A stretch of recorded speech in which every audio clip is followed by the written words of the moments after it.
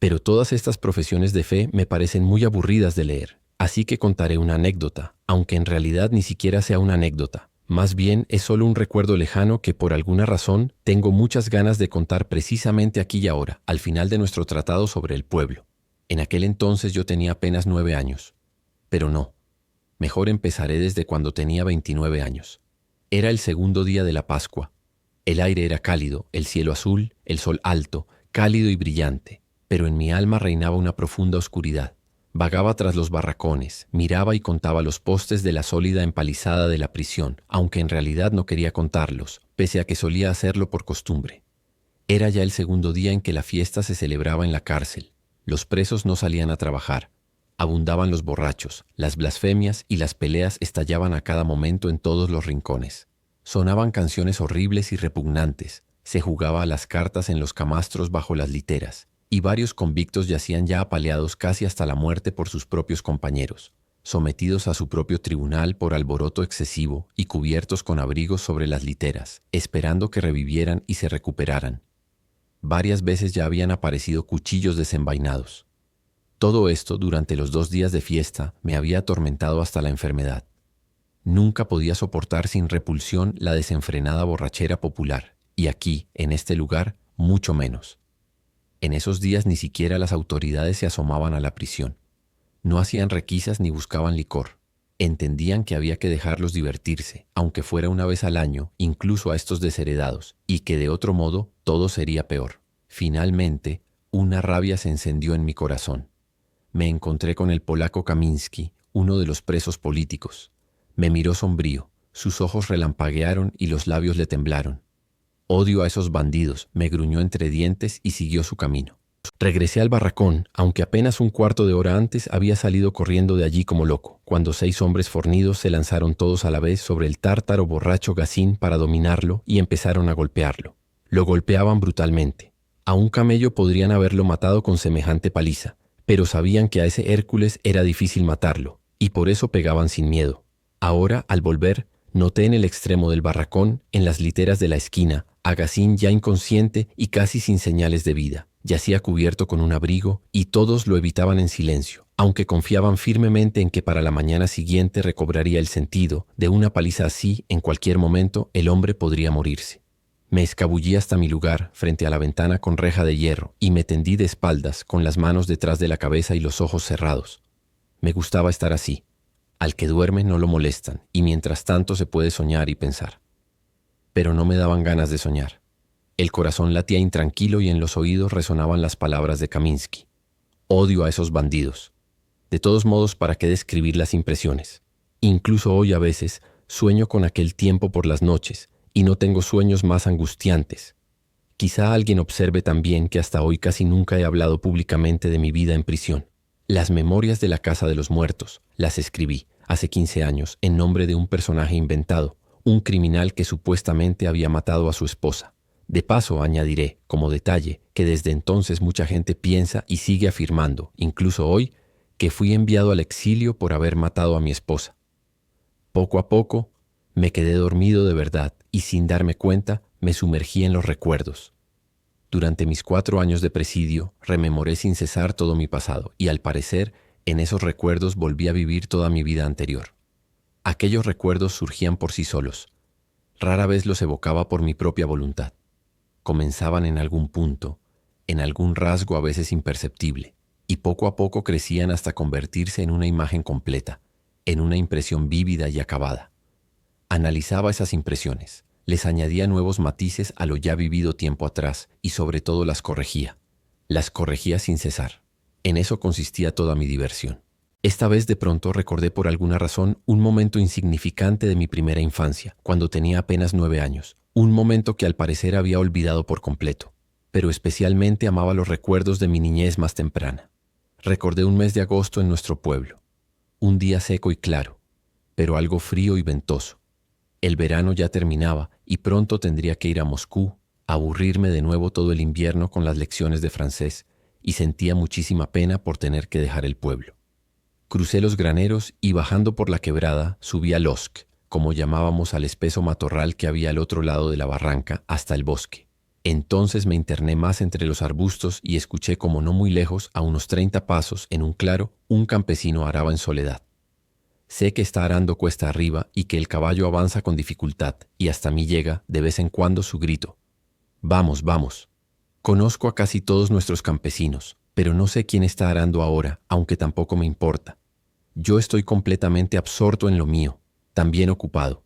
En ese momento me estoy fabricando un látigo de avellano para azuzar ranas. Los látigos de avellano son muy bonitos, pero tampoco resistentes, no se comparan con los de abedul. También me entretienen los insectos y escarabajos que recojo. Hay algunos muy vistosos.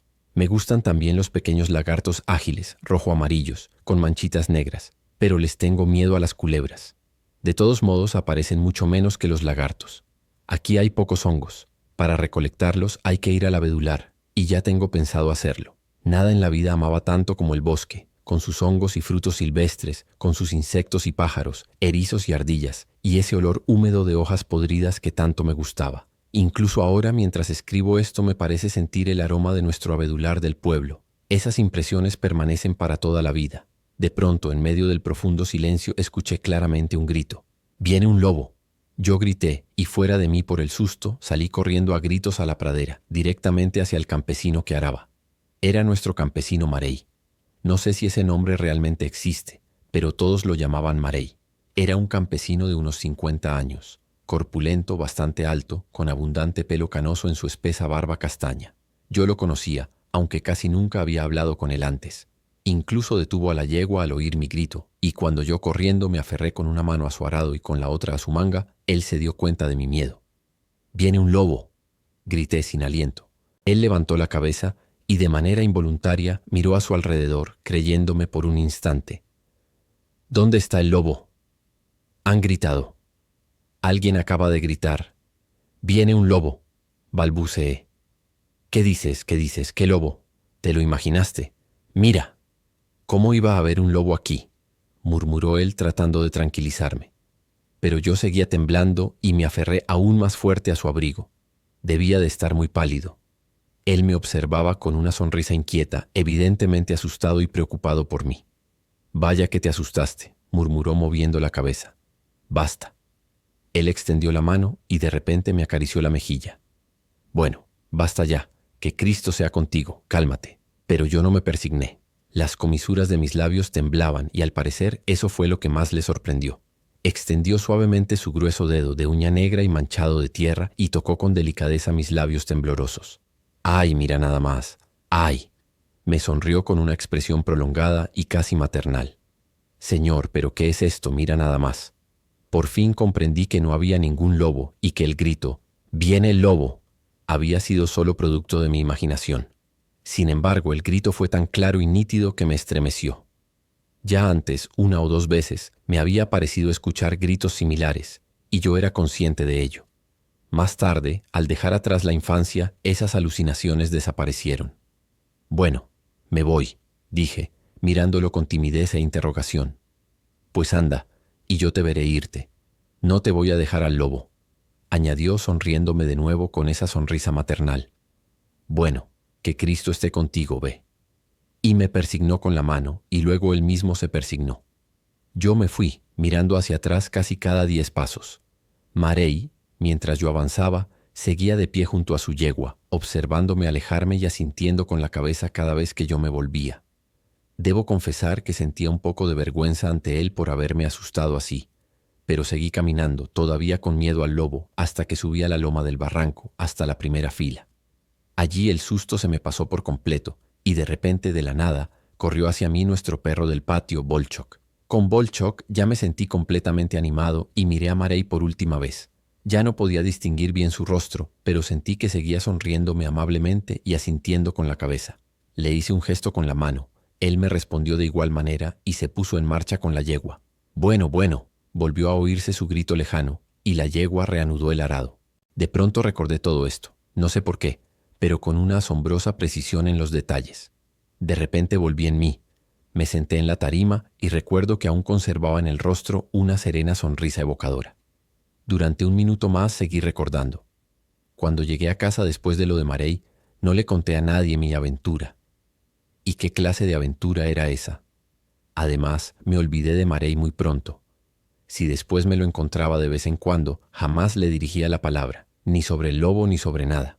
Y de pronto, ahora, 20 años después, en Siberia, recordé todo aquel encuentro con una claridad asombrosa, hasta el más mínimo detalle. Así que había quedado grabado en mi alma sin que yo lo supiera, por sí solo y sin que yo lo quisiera. Y de repente lo recordé cuando fue necesario. Recordé esa sonrisa tierna y maternal del pobre campesino siervo, sus bendiciones, su movimiento de cabeza. Vaya que sí te asustaste, muchacho. Y especialmente ese dedo grueso suyo manchado de tierra, con el que tocó suavemente y con tímida ternura mis labios temblorosos. Por supuesto, cualquiera animaría a un niño, pero en aquel encuentro solitario ocurrió algo completamente distinto. Y, si yo hubiese sido su propio hijo, no habría podido mirarme con una mirada más luminosa y llena de amor. ¿Y quién lo obligaba a hacerlo? Era nuestro propio siervo, y yo, aunque apenas un niño, era su pequeño amo. Nadie se habría enterado de cómo me trató. Tampoco habría recibido recompensa por ello. Quizá amaba demasiado a los niños pequeños. Hay quienes son así. El encuentro fue íntimo en un campo vacío, y solo Dios, tal vez desde lo alto, vio qué profundo y noble sentimiento humano, y qué delicada, casi femenina ternura podía llenar el corazón de un campesino ruso sencillo, brutalmente ignorante y que aún no esperaba ni presentía nada sobre su libertad. ¿No era esto lo que quería decir Konstantin Aksakov al hablar de la alta educación de nuestro pueblo? Y así, cuando bajé de la tarima y miré a mi alrededor, recuerdo que de pronto sentí que podía contemplar a estos desdichados con una mirada completamente distinta y que de repente, por algún milagro, todo odio y resentimiento desapareció de mi corazón. Caminé entre ellos observando los rostros que encontraba. Ese campesino rapado y marcado con hierro al rojo, borracho, cantando a gritos su ronca canción de ebrio, tal vez también era quizá el mismo Marey. Yo no puedo mirar dentro de su corazón. Aquella misma tarde me encontré otra vez con Kaminsky, desdichado. Él ciertamente no podía tener ningún recuerdo de ningún Marey, ni otra mirada hacia esa gente, salvo odio a esos bandidos. No, esos polacos sufrieron entonces más que nosotros.